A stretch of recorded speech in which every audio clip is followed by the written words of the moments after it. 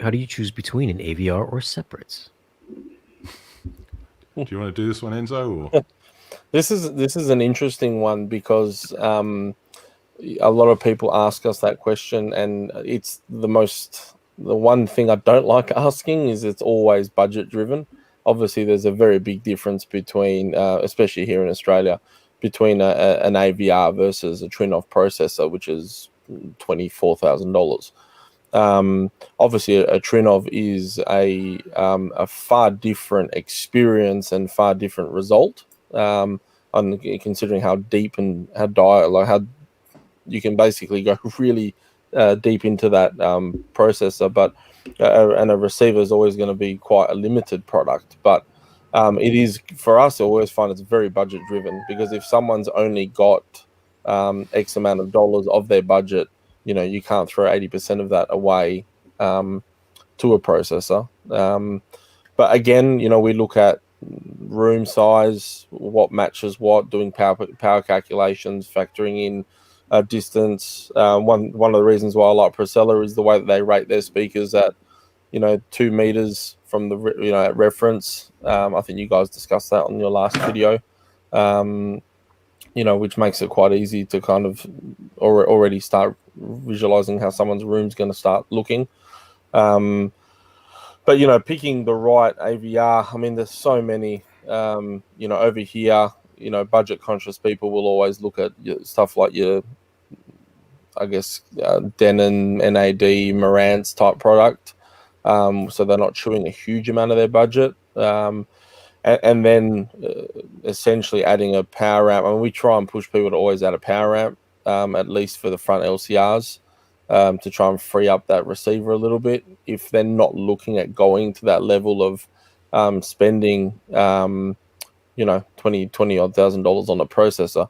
Because a lot of things people forget about, as soon as you go to a $20,000 plus processor, you need amps for all your speakers, and that's just the cost just blows out. I think one job we just quoted recently, there's about 20 grand just in amps. But then in saying that, there's also some really good things like RCAM, where their receivers have some power. Sorry, their processors have some power on them, receiver processor. But yeah, look, finding the right one is always very subjective as well. I mean, given a choice, we would, if it was an unlimited budget, we'd go Trinov and power amps without a doubt. But just all day long, in everybody's pocket. And our goal is to try and deliver a great experience, regardless. So again, such is life. We'd all like to be driving, I don't know, Bugatti Veyron or a Tesla or whatever, but when it comes to the reality, we have to work within the client's guidelines. But that would be the target. The Trinov power amp combination would be the target, the goal, and then we work from there to fit in with the client's needs.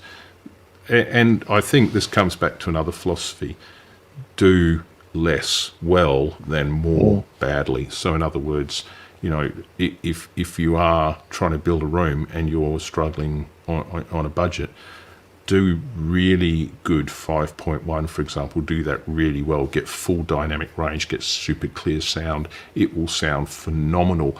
Don't try doing, 11.4.6, for example, and then have to put in really bad speakers or not have enough power.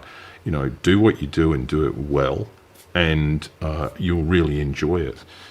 If everything's underrated and then you're pushing, to try and wring performance out of a system, you're likely to be clipping or distorting. It's not, it's going to be an underwhelming experience. Yeah. The job I finished yesterday is a 5.2 system, no Atmos, 5-channel, 2 subs. And it actually sounds really phenomenal, because, all of the budget went into doing 5-channel really well. It just didn't really extend out to 7, 9, 11 channels and so on. But the result is fantastic. So, my advice to people is, you know, maybe plan for the future, make sure perhaps pre-wire for what you want, and then have a goal, and maybe, you know, have a look for what you want in the future.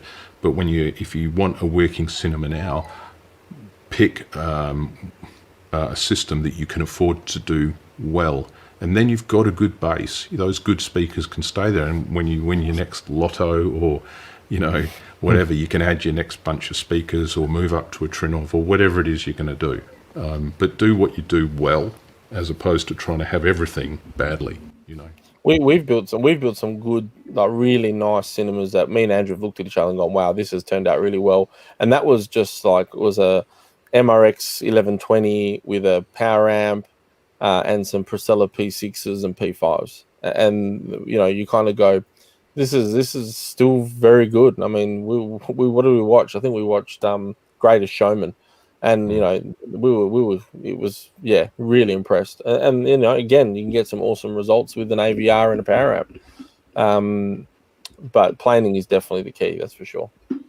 I think the other thing worth mentioning here is, you know, and something we haven't really talked about, and the guys on our channel will know that we keep saying, look, the room is the boss. It will take control of your sound and your image if you let it.